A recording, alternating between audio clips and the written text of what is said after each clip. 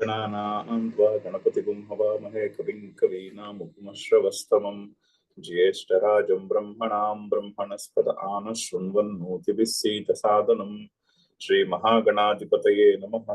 सदाशिवसमारम्भां शङ्कराचार्यमध्यमाम् अस्मदाचार्यपर्यन्तां वन्दे गुरुपरम्परां श्रुतिस्मृतिपुराणानाम् आलयं करुणालयं नमामि भगवत्पादशङ्करं लोकशङ्करं।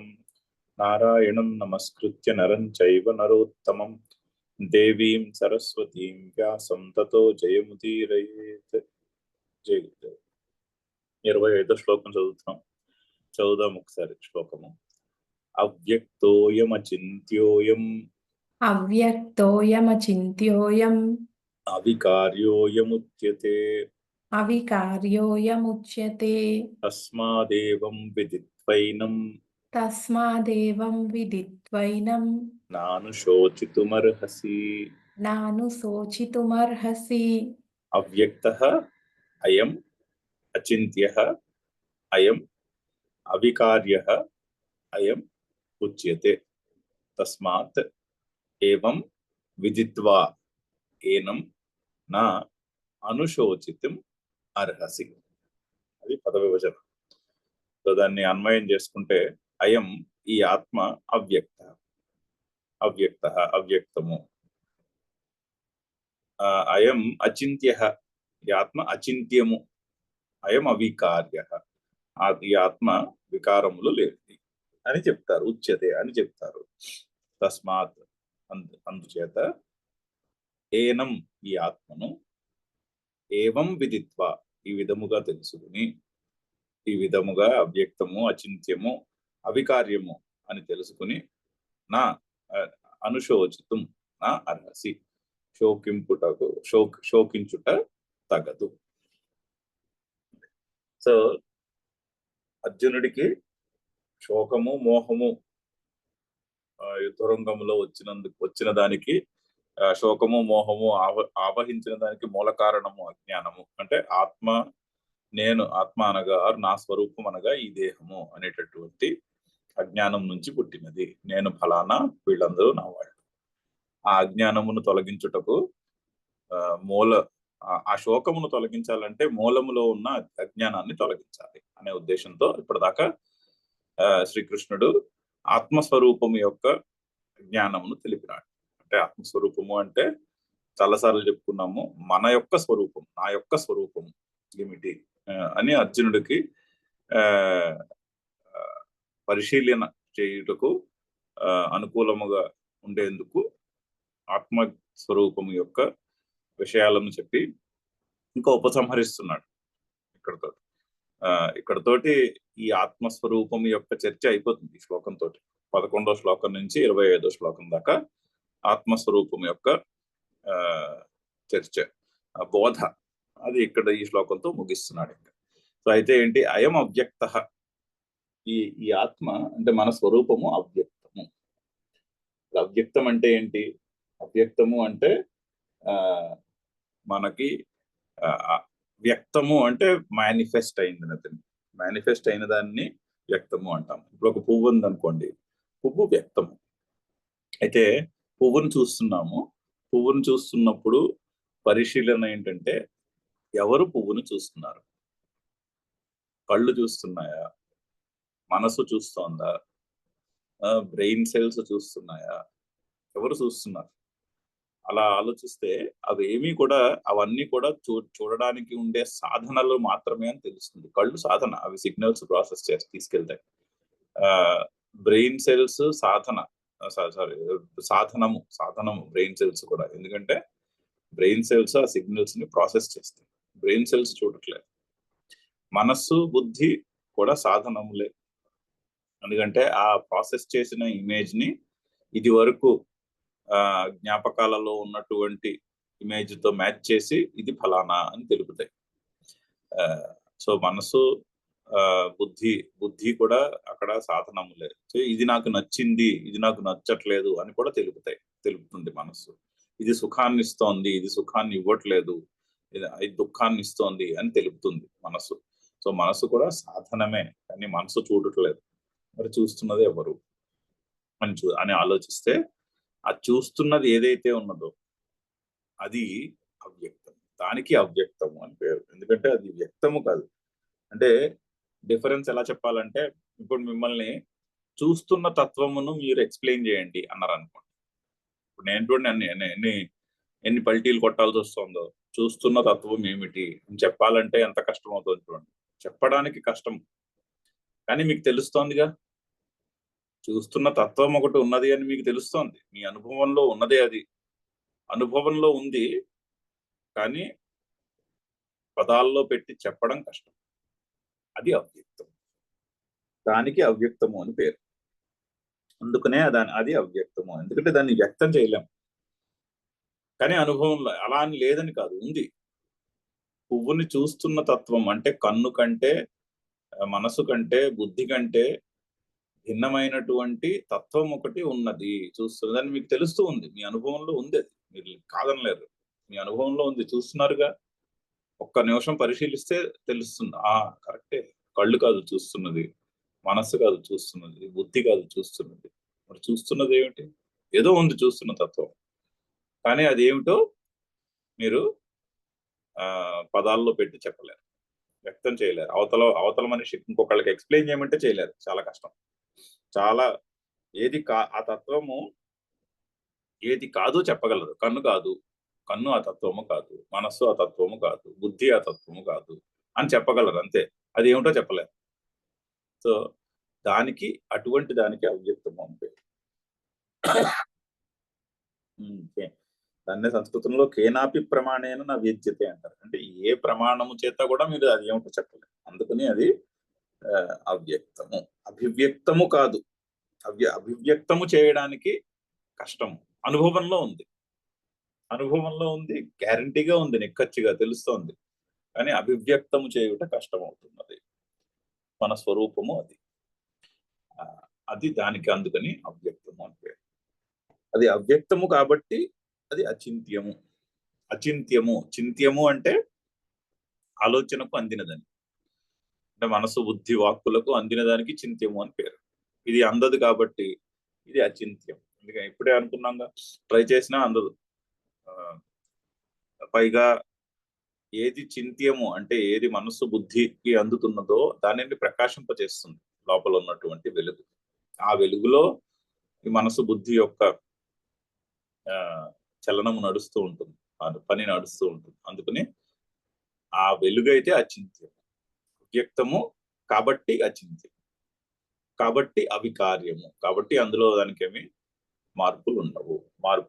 ఇదివరకు కూడా చూసాం. వికారములు ఉండవు, అంటే అవయవములు ఉండవు. వికారము అంటే మార్పు ఉండాలంటే అవయవాలు ఉండాలి. అవయవములు ఉండకపోతే దానికి మార్పులు ఉండవు. ఎగ్జాంపుల్ ఆకాశానికి అవయవాలు లేవు. సో ఆకాశం ఎన్నటికీ మారదు, అలాగే ఉంటుంది. సో అది అవికారము. సో మన స్వరూపము అవ్యక్తము, అచింత్యము, అవికార్యము అని చెబుతారు. ముందు శ్లోకాల్లో కూడా చాలా చక్కని శ్లోకాలు చూసాం. ఈ అవ్యక్తమైనటువంటి మన స్వరూపమును పంచమహాభూతములు ఏవి కూడా నశింపచేయలేవు అని కూడా చూసాం. అందుకని అలా తెలుసుకుని నువ్వు శోకించుట తగదు అని చెప్పాడు. ఇక్కడ దాన్నే కంక్లూడ్ చేస్తున్నారు. నీ స్వరూపము అవ్యక్తము, అచింత్యము, అవికార్యము అని తెలుసుకుని శోకము తగదు. అది శ్లోకం యొక్క తాత్పర్యం. శంకర్లు ఏం చెప్తున్నారు చదువుదాము. అవ్యక్తః సర్వకరణ అవిషయత్వాత్ న వ్యజ్యతే ఇతి. సర్వకరణ అవిషయత్వాత్ న వ్యజ్యతే ఇతి. న వ్యజ్యతే ఇతి. అవ్యక్తః అయమాత్మా. అవ్యక్తః అయం ఆత్మా. సో ఏ కరణమునకు కూడా విషయం కాదు ఇది. అందుకని అవ్యక్తం. కరణములంటే జ్ఞానమును తెలుసుకునే సాధనము. అంటే ఏ ప్రమాణము చేత కూడా ఇది అభివ్యక్తము చేయుట కష్టము. అందుకని ఇది అవ్యక్తం. కష్టమే కాదు, వీలు కాదు. అందుకనే అవ్యక్తము. కొంత ఏమైనా చేస్తే నెగేషన్ లోనే చేయాలి. ఇది కాదు, ఇది కాదు, ఇది కాదు. ఎలిమినేషన్ ప్రాసెస్ లో మీరు చేయగలరు, కానీ యాక్చువల్లీ అదేమిటో చెప్పడం కష్టము ఆ స్వరూపాన్ని, మన స్వరూపాన్ని. అందుకని అయమాత్మ అవ్యక్త. అత ఏవ అచింత్య అయం. అత ఏవ అచింత్యః అయం.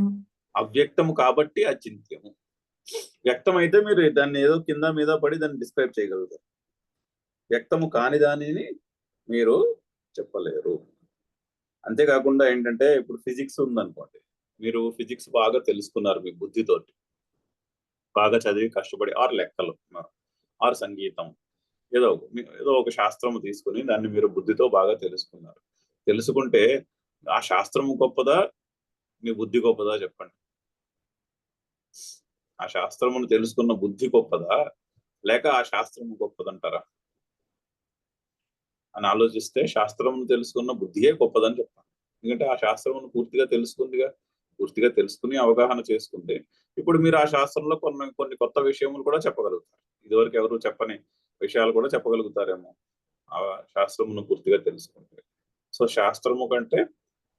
శాస్త్రమును తెలుసుకున్న బుద్ధియే గొప్పదని చెప్పాలి.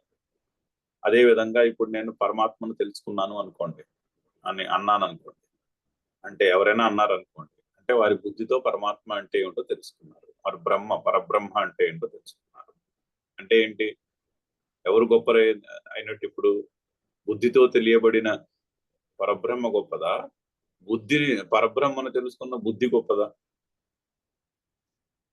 ఆలోచిస్తే ఇందాక అనుకున్నట్టే శాస్త్రమున్న తెలుసుకున్న బుద్ధి శాస్త్రము కంటే గొప్పదైనప్పుడు పరబ్రహ్మను తెలుసుకున్న బుద్ధి పరబ్రహ్మ కంటే గొప్పదవ్వాలి.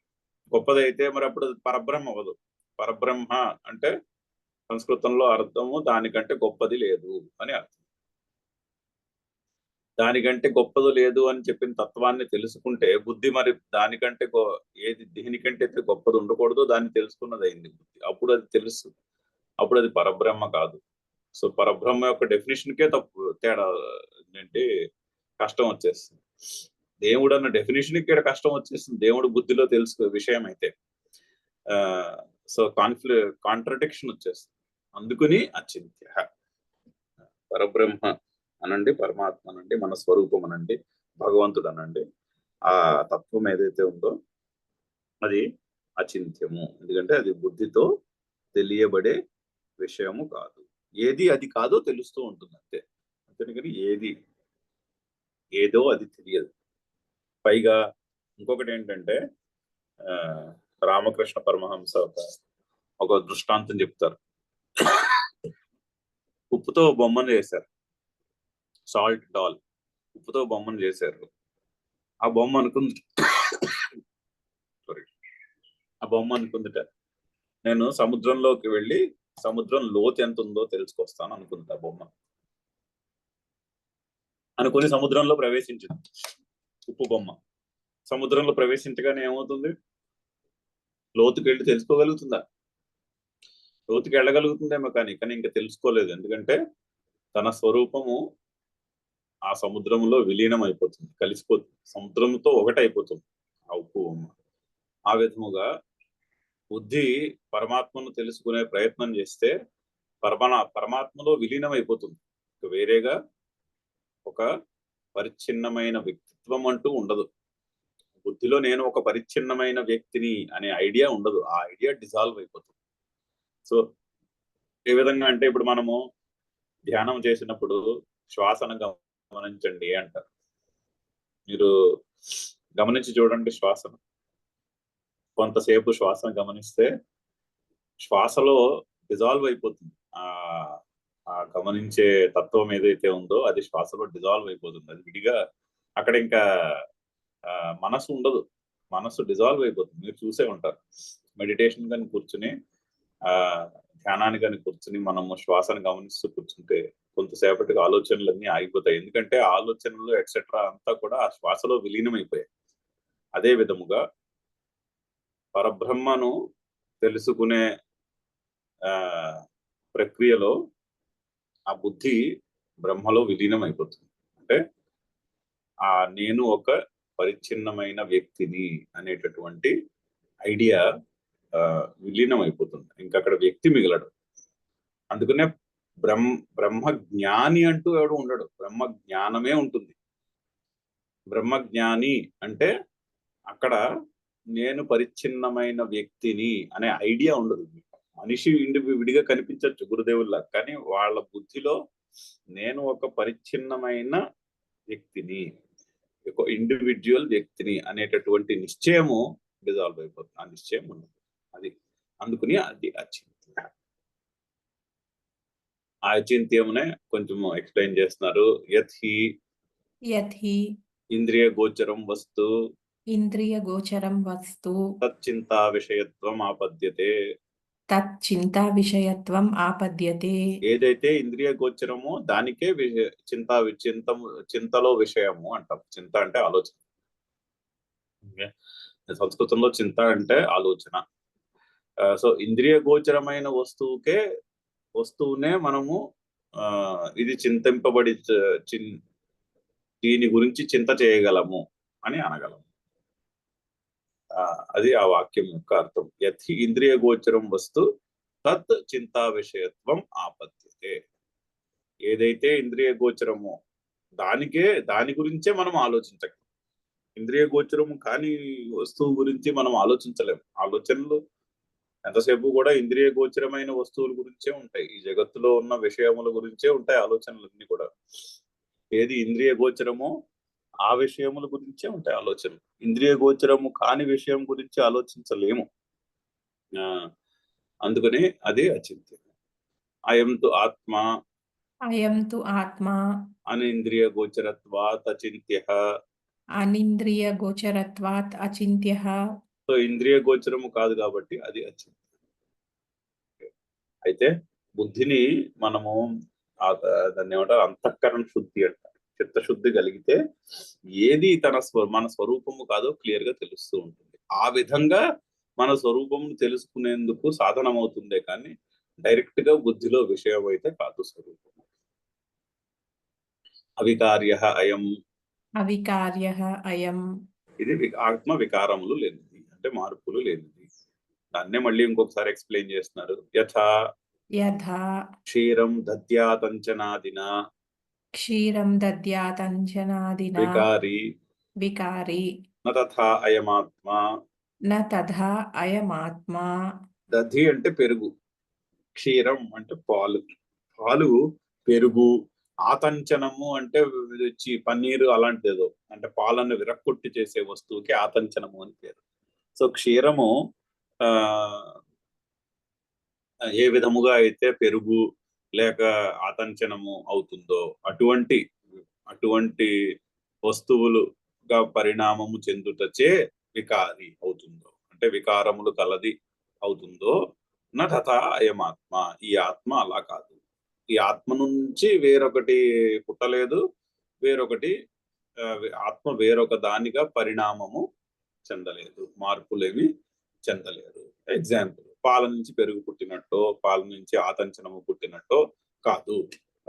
ఈ ఆత్మ విషయంలో అలా జరగదు అని.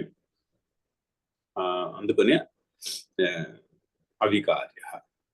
అంతేకాకుండా నిరవయవత్వాచ్చ అవిక్రియ. అవిక్రియం ఎందుకు అంటే అవయవములు లేనిది కాబట్టి. నహి నిరవయవం కించిత్ విక్రియాత్మకం దృష్టం. అవిక్రియత్వాత్ అవికార్యః అయమాత్మా ఉచ్యతే.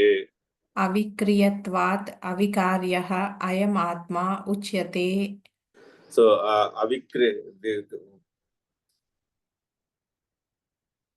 అవయవములు లేవు కాబట్టి ఇది అవికారి, అంటే వికారములు ఉండవు, అంటే మార్పులు చెందవు. ఎగ్జాంపుల్, ఆకాశమునకు అవయవములు ఉండవు. ఇప్పుడు ఒక కుండలో ఉన్న ఆకాశం ఉన్నది, కుండ పగిలిపోతే కుండలో ఉన్న ఆకాశం పగిలిపోయింది అనగలమా? అనలేము కదా, ఎందుకంటే ఆకాశమునకు అవయవములు లేవు. అది నిరవయవము. అవిక్రియత్వాత్ అవికార్య.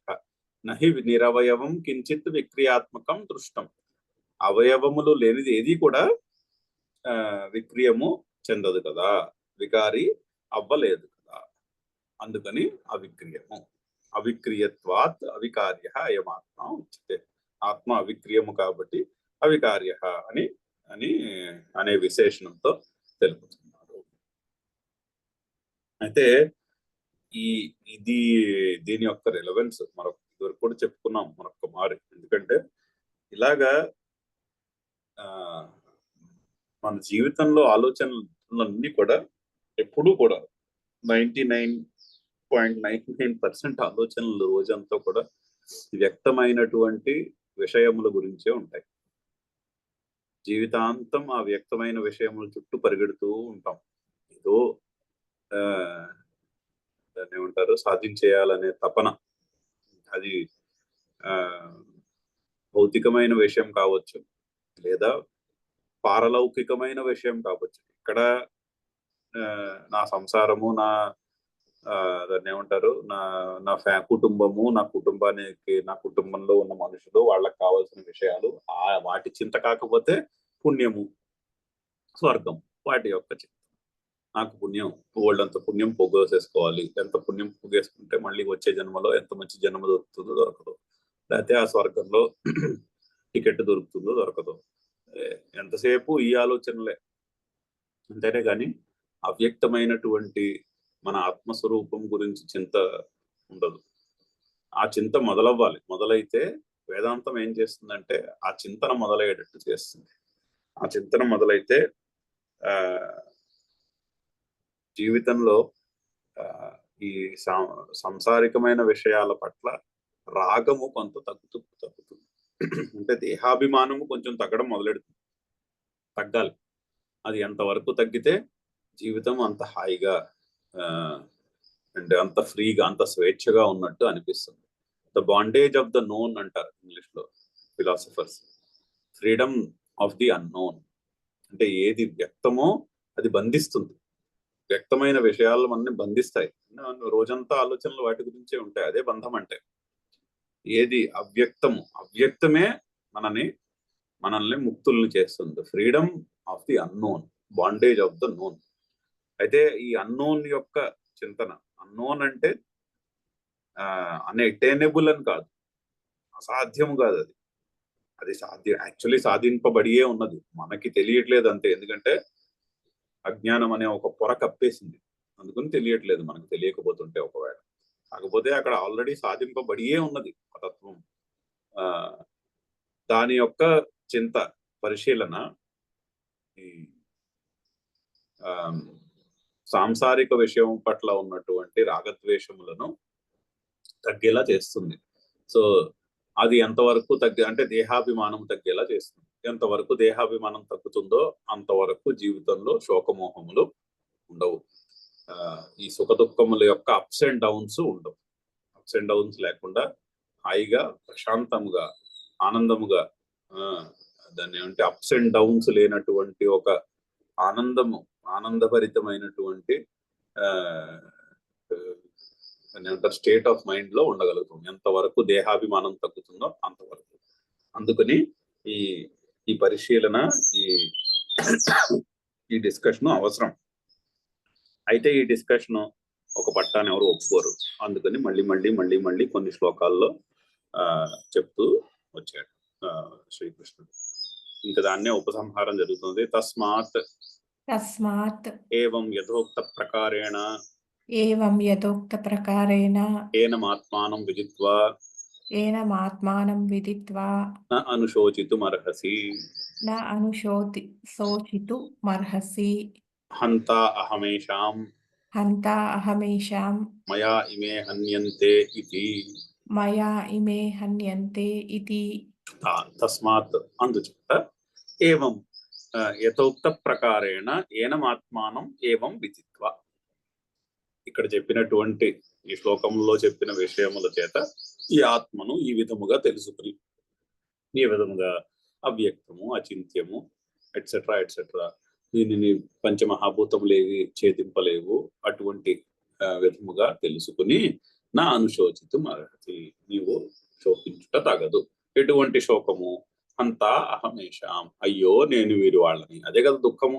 అర్జునుడికి తన కర్తవ్యానికి పూనుకుని వచ్చిన మనిషి వాళ్ళందరినీ చూసి అయ్యో వీళ్ళందరూ నా వాళ్ళు, మయా ఇమే హన్యంతే, నా చేతుల్లో వీళ్ళందరూ చనిపోబోతున్నారే అనేటటువంటి దుఃఖము, శోకము, మోహము అతనిని ఆవరించాయి. అందుకని అటువంటి శోకము తగదు అని చెప్తున్నాడు. నీ కర్తవ్యము చేయుటయే ముఖ్యము గాని ఈ శోకము ఇది అజ్ఞానము నుంచి, దేహాభిమానము నుంచి పుడుతున్నటువంటి శోకము. నీ స్వరూపము ఈ దేహము కాదు అని తెలియజేస్తున్నాడు శ్రీకృష్ణుడు. మూలము నుండి అటువంటి అజ్ఞానాన్ని తొలగించాలంటే పైపైన చెప్తే కుదరదు. మూలంలో ఉన్నటువంటి అజ్ఞానాన్ని అడ్రస్ చేయాలి ఫస్ట్. అందుకని ఫస్ట్ 15 శ్లోకాల్లో 15 శ్లోకాల్లో శ్రీకృష్ణుడు డైరెక్ట్ గా మొదలెడుతూనే ఆత్మ యొక్క స్వరూపం, నీ స్వరూపం ఏమిటో అసలు పరిశీలించేవా? నీ స్వరూపము నువ్వు అనుకుంటున్నట్టు దేహము, మనసు, బుద్ధి ఈ సంఘాతము కాదు. మార్పులు చెందుతున్నటువంటి వ్యక్తమైనటువంటి ఈ మనస్సు, బుద్ధి, దేహము, ఇంద్రియము యొక్క సంఘాతము కాదు. నీ స్వరూపము అవ్యక్తము, అచింత్యము అని ఇవన్నీ చెప్పుకుంటూ వచ్చాడు. వచ్చి అందుకని ఆ కారణంగా శోకించుకో తగదు. శ్లోకం చదువుదాము. అథ చైనం నిత్యజాతం నిత్యం వా మన్యసే మృతం తథాపి త్వం మహాబాహో నైవం శోచితుమర్హసి. అవతారికి చదువుదాం. ఆత్మనః అనిత్యత్వం అభ్యుపగమ్య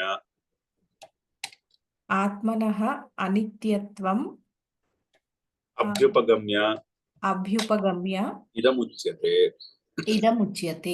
సో అభ్యుపగమ్య అంటే ఏంటంటే ముందు చెప్పిన విషయం ఏదైతే ఉందో అది ఎవరు ఒప్పుకోరు. అది మనకు తెలుస్తూనే ఉంది, మనమే ఒప్పుకోలేకపోతున్నాం. కొన్ని లక్షల ప్రశ్నలు వస్తాయి. ఆ ప్రశ్నలకి మనం డిస్కస్ చేసుకున్నాం కూడా 2-3 రోజులు. ఆ ప్రశ్నలు అలాగే ఉంటాయి, అవి ఎక్కడికి పోవు. ఆ ప్రశ్నలకి ఎంత చెప్పినా కూడా ఇంకా ఏదో ఇంకో కొత్త ప్రశ్న వస్తుంది అందులోంచి. సో ఒక పట్టాన్ని ఒప్పుకోలేము ఇది. అందుకని ఏం చేస్తున్నాడంటే శ్రీకృష్ణుడు, సరే కానీ నీ మాటే కరెక్ట్ అనుకుందాం అంటున్నాడు. నేను నీ స్వరూపము నా జాయితే మ్రియతే వా కదాచిత్ అని స్వరూపం యొక్క విషయం చెప్పాను. నీ స్వరూపము అవ్యక్తము, అచింత్యము, అవికార్యము, అజహ, పుట్టుకలేదు, అవినాశి, ఇవన్నీ చెప్పుకుంటూ వచ్చాడు. సరే, నా పక్షంలో, నేను చెప్తున్న పక్షంలో అయితే శోకము తగదు. కానీ నువ్వు నా పక్షాన్ని ఒప్పుకో కదా, ఓ పని చేద్దాం, నీ మాటే కరెక్ట్ అంటున్నాడు. దానికి అభ్యుపగమ్య అంటారు సంస్కృతం. చెప్తున్నాం కరెక్ట్, ఇది విషయం చెప్తున్నాము, కానీ అది వినట్లేదు కదా. సరే ఓ పని చేయి, నా మాట పక్కన పెట్టేద్దాం, నీ మాట పట్టుకుందాం, నీ మాట చెప్పు, నువ్వేమనుకుంటున్నావో చెప్పు, ఆ విధంగా ఆలోచిద్దాం. దీనికి అభ్యుపగమ్య అని పేరు. సో ఇక్కడతోటి ఆత్మ యొక్క నిత్యత్వము చెప్పడం అయిపోయి ఆత్మనః అనిత్యత్వం అభ్యుపగమ్య. సరే కానీ నువ్వేమనుకుంటున్నావు, వీళ్ళందరూ దేహమే ఆత్మ, ఇక్కడ ఉన్న వాళ్ళందరూ వేరు వేరు ఆత్మలు, వీళ్ళందరూ చచ్చిపోతారు అనుకుంటున్నాం, అంతేనా నువ్వు అనుకుంటుంది? సరే కానీ ఆ విషయమే చూద్దాం, ఒక నిమిషం ఒప్పేసుకుందాం, నువ్వు అన్నది కరెక్ట్, నువ్వు అన్నదే కరెక్ట్, అందరూ పుడతారు, అందరూ చనిపోతారు అని నీ పక్షాన్ని ఒప్పేసుకుందాం అంటున్నాడు శ్రీకృష్ణుడు. అభ్యుపగమ్య అంటారు. సో శ్లోకం ఏం చెప్తుంది? అథ చ ఏనం నిత్యజాతం నిత్యం వా మన్యసే మృతం తథాపి త్వం మహాబాహో, హే మహాబాహో, నా ఏవం శోచితుం అర్హసి. సో అథవా, ఆ అథవా కలిపి చదువుకోవాలి. అథవా అది అట్లుండగా నువ్వు ఒప్పుకోవట్లేదు కదా, సరే కానీ అలాగే కానిద్దాం. ఏనం, ఈ ఆత్మను నిత్యజాతం, ఎప్పుడూ పుడుతూ ఉండేది, ఈ ఆత్మ ఎప్పుడు పుడుతూ ఉంటుందని అనుకుందాం. అలాగే నిత్యం మన్యసేచ, నిత్యము పుడుతుంది, నిత్యము చనిపోతుంది. అంటే ఒక్కొక్క జన్మ, ఈ జన్మ కలుగుతుంది, ఈ జన్మ అంతమైపోతుంది, మళ్ళీ ఇంకో జన్మ కలుగుతుంది, ఇంకో జన్మ అంతమైపోతుంది, ఇంకో జన్మ కలుగుతుంది, ఇంకో జన్మ అంతమవుతుంది. ఇది నడుస్తూ ఉంటుంది. అంతేనే కాకుండా రోజంతా బోల్డ్ మంది పుడుతూనే ఉంటారు. మన కుటుంబాలను చూడండి, ఎప్పుడు ఎవరో పుడుతున్న వార్త ఉంటూనే ఉంటుంది. అలాగే ఎప్పుడు ఎవరో ఒకళ్ళు వెళ్ళిపోతున్న వార్త ఉంటూనే ఉంటుంది. ఎక్కడో ఒకళ్ళు ఉంటారు ఎక్స్టెండెడ్ ఫ్యామిలీలో, రోజు ఎవరో పుడుతూ ఉంటారు, ఇంకొకళ్ళు ఎవరో గిడుతూ ఉంటారు. సో నిత్యజాతం నిత్యం మన్యసే అని, నిత్యం మృతం చ మన్యసే, సారీ, నిత్యం నిత్యజాతం నిత్యం మృతం చ మన్యసే. ఎప్పుడు పుడుతూ ఉంటుంది, ఎప్పుడు చనిపోతూ ఉంటుంది అని అనుకుంటాను. అథవా అలా కాకుండా ఏనం ఈ ఆత్మను నిత్యజాతం ఎప్పుడు పుడుతూ ఉండేదానిగా, నిత్యం మృతం చ ఎప్పుడు చనిపోతూ ఉండేదానిగా మన్యసే అనుకుంటాను. తథాపి అప్పుడు కూడా త్వం ఓ మహాబాహో మహాబాహో ఓ మహాబాహో త్వం నీవు ఏవం ఈ విధముగా నా శోచితు అర్హసి శోకించుట తగదు. ఒకవేళ ఈ ఆత్మ నిత్యము పుడుతూ నిత్యము గిట్టుతూ ఉండేది అనుకున్నప్పటికీ కూడా నీవు శోకించుట తగదు అంటున్నాడు. అంటే శ్రీకృష్ణుడి యొక్క పక్షాన్ని వదిలేశాడు, ఇంకా ఆత్మస్వరూపము యొక్క పక్షం వదిలేశాడు. వదిలేసి అర్జునుని యొక్క పక్షానికి వచ్చి చెప్తాడు, ఓకే సరే నువ్వు అంటుందే కరెక్ట్ అనుకుందాం, అప్పుడు కూడా నీవు శోకించుట తగదు. శంకర్లు ఏమంటున్నారు చూద్దాం క్విక్ గా. అథచ ఇతి అధచ ఇతి అభ్యుపగమార్థః. అభ్యుపగమార్థః. అక్కడ అథ అన్న పదము అభ్యుపగమాన్ని తెలియజేస్తాం అంటున్నారు. అభ్యుపగము అంటే ఓకే, కానీ నువ్వు అనుకున్నదే కరెక్ట్ అనుకున్నావు. ఏనం ప్రకృతమాత్మానం. ఏనం ప్రకృతమాత్మానం. ఇప్పుడు దేని గురించి అయితే చర్చ జరుగుతుందో ఆ ఆత్మను నిత్యజాతం నిత్యజాతం లోక ప్రసిద్ధ్య లోక ప్రసిద్ధ్యా ప్రత్యనేక శరీరోత్పత్తి ప్రత్యనేక శరీరోత్పత్తిం జాతః జాతః ఇది మన్యసే. జాతః జాతః ఇతి మన్యసే. సో లోకముగా ప్రసిద్ధముగా ఏమి కనిపిస్తోంది? ప్రత్యనేక శరీరోత్పత్తి, ప్రతి శరీరము పుట్టినప్పుడల్లా జాతః జాతః అనుకుంటూ ఉంటారు అంటున్నారు. పుట్టాడు పుట్టాడు పుట్టింది పుట్టింది అనుకుంటూ ఉంటారు. ఇప్పుడు పుట్టాడు ఇప్పుడు పుట్టాడు ఇప్పుడు ఇంకొకళ్ళు పుట్టారు ఇప్పుడు ఇంకొకళ్ళు పుట్టారు ఇప్పుడు ఇంకొకళ్ళు పుట్టారు అని అనుకుంటూ ఉంటాము. సో అలాగే అనుకుందాం, నిత్యజాతం అనుకుందాం. సో ప్రత్యనేక శరీరోత్పత్తి, ప్రతి శరీరము ఉత్పత్తిని బట్టి జాతః జాతః అని లోకంలో అంటూ ఉంటారు అని అనుకుందాం. అలా అదే కరెక్ట్ అనుకుందాం. తథా తథా ప్రతి తద్వినాశం ప్రతి తద్వినాశం నిత్యం వా మన్యసే మృతం. నిత్యం వా మన్యసే మృతం. మృతః మృతః ఇది. మృతః మృతః ఇతి. అదే విధముగా ప్రతి తద్వినాశం అంటే తద్వినాశం ప్రతి, ఆ ప్రతి చివర్లో పెట్టుకుంటే మీనింగ్ కరెక్ట్ గా అర్థం అవుతుంది. తద్వినాశం ప్రతి అంటే ఆ ప్రతి శరీరము పుట్టినప్పుడు పుట్టింది పుట్టింది అనుకుంటారు, ఆ ప్రతి శరీరము చనిపోయినప్పుడు నిత్యం వా మన్యసే మృతం మృతః మృతః ఇది అనుకుంటారు. పుట్టినప్పుడేమో ఈ శరీరాలన్నీ పుడుతున్నప్పుడు పుట్టింది పుట్టింది అనుకుంటాము, ఆ శరీరాలన్నీ మరణించినప్పుడు మరణించింది మరణించింది అనుకుంటూ ఉంటాం. సో ఆత్మ అలాగే నిత్యము పుడుతున్నది నిత్యము మరణిస్తున్నది అని అనుకుంటాము.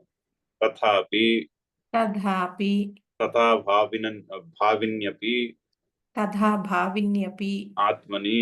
ఆత్మని అలా ఆత్మ అలాగా అన్నిసార్లు పుడుతోంది అన్నిసార్లు గిట్టుతోంది అనుకున్నప్పటికీ కూడా, అనుకున్నా కూడా త్వం మహాబాహో త్వం మహాబాహో న ఏవం శోచితుమర్హసి. న ఏవం శోచితుమర్హసి. అలా అనుకున్నా కూడా ఈ విషయంలో శోకించుట తగదు. ఓ మహాబాహో, చూడండి అక్కడ సంబోధన చూడండి, ఓ మహాబాహో అని సంబోధన అంటే అంటే భుజబలము బాగా కలిగినటువంటి వాడా అని కదా. అంటే ఏమిటి? ఇండైరెక్ట్ గా భుజబలమే కాదయ్యా, కాస్త బుద్ధిబలం కూడా అప్లై చేయని చెప్తున్నాడు శ్రీకృష్ణుడు అర్జునుడికి. ఓ మహాబాహో అనే సంబోధనలో చిన్న శ్లేష ఉన్నది, శ్లేష కాదు, చిన్న దాన్ని ఏమంటారు ధ్వని ఉన్నది. ఏమిటి? చెప్పకుండానే చెప్తున్నాడు, భుజబలం ఉంటే సరిపోదయ్యా, కాస్త బుద్ధి బలాన్ని కూడా పెట్టి ఆలోచించు, బుద్ధిని కూడా పెట్టి ఆలోచించు, ఆలోచిస్తే నువ్వు అనుకున్న పక్షంలో కూడా శోకము తగదు అని చెప్తున్నారు. జన్మవతః జన్మవతః జన్మనాశవతః నాశశ్చ. జన్మనాశవతః నాశశ్చ అంటే పుట్టుట గిట్టుట, జన్మ నాశనం. ఇత్యేతౌ ఇత్యేతౌ అవశ్యం భావినౌ ఇది. ఇత్యేతౌ అవశ్యం భావినౌ ఇతి. అంటే తథాభావిని ఆత్మని అని ఉందిగా, దానికి ఎక్స్ప్లెనేషన్. జన్మ పుట్టినప్పుడు పుట్టిందని, నశించినప్పుడు నశించిందని, ఈ రెండు విధముల రెండు పక్షములు ఈ రెండు ఉన్నటువంటి ఆత్మ అని అనుకున్న పక్షములో అప్పుడు కూడా శోకించుట తగదు. ఎందుకు శోకించుట తగదు? చాలా మంచి శ్లోకము. జాతస్య హి ధ్రువో మృత్యు జాతస్య హి ధ్రువో మృత్యుః ధ్రువం జన్మ మృతస్య చ ధ్రువం జన్మ మృతస్య చ తస్మాదపరిహార్యేర్థే తస్మాదపరిహార్యేర్థే నత్వం శోచితుమర్హసి. న త్వం శోచితుమర్హసి. సో ఆ విధముగా ఉండగా, అంటే నిత్యము పుట్టినది నిత్యము మరణించినది అనే పక్షము మనము ఒప్పుకుని ఉండగా, సో ఆత్మ యొక్క స్వరూపం ఏమైంది? ఈ శరీరాలన్నీ పుట్టినప్పుడు పుడుతూ ఉంటుంది, ఈ శరీరాలన్నీ మరణించినప్పుడు మరణిస్తూ ఉంటుంది. అప్పుడు ఏంటి? జాతస్య హి ధ్రువో మృత్యు, పుట్టిన వానికి మరణము నిశ్చయము. ధ్రువ అంటే నిశ్చయం, కన్ఫర్మ్. ధ్రువం జన్మ మృతస్య చ, మృతస్య జన్మ ధ్రువం, మరణించిన వానికి పుట్టుక తప్పదు. తస్మాత్, అందుచేత అపరిహార్యే అర్థే, అంటే దీనికి ఇంకా వేరే పరిహారం లేదు, అంటే మార్పు లేనటువంటి, ఏ విధముగాను కూడా మార్చలేనటువంటి ఈ సంగతి, ఇది ఈ సిస్టమ్ ఇలా ఉండగా, ఈ పద్ధతి ఇలా ఈ ప్రకృతి ఇలా ఉండగా, నత్వం శోచితుమర్హసి, నీవు శోకించుట తగదు. నువ్వు మార్చలేని దానిలో నువ్వు ఏమిటి శోకిస్తావు? పుట్టిన వానికి మరణం తప్పదు, మరణించిన వానికి పుట్టుక తప్పదు. ఇంకా నువ్వు ఇక్కడ నువ్వు యుద్ధంలో నువ్వు చంపేది, వాళ్ళు చచ్చేది ఏమున్నది? అదేమీ లేదు. అది దాన్ని ఏమంటారు? వారి ప్రారంధాన్ని బట్టి అది జరుగుతుందే గాని నువ్వు చేస్తున్నది ఏమీ కాదు. నీ కర్తవ్యాన్ని చేయుట నువ్వు మానుకోకూడదు. శోకము కారణంగా పెట్టుకుని కర్తవ్యం చేయుట మానుకోకూడదు. అందుకని నీవు శోకించుట తగ్గదు. దీని భాష్యము రేపు చదువుదాం పొద్దున్న. ఇక్కడితో ఆపేద్దాం. ఓం పూర్ణమద పూర్ణమిదం పూర్ణాత్ పూర్ణముదచ్యతే పూర్ణస్య పూర్ణమాదాయ పూర్ణమేవావశిష్యతే. ఓం శాంతి శాంతి శాంతి. హరి ఓం.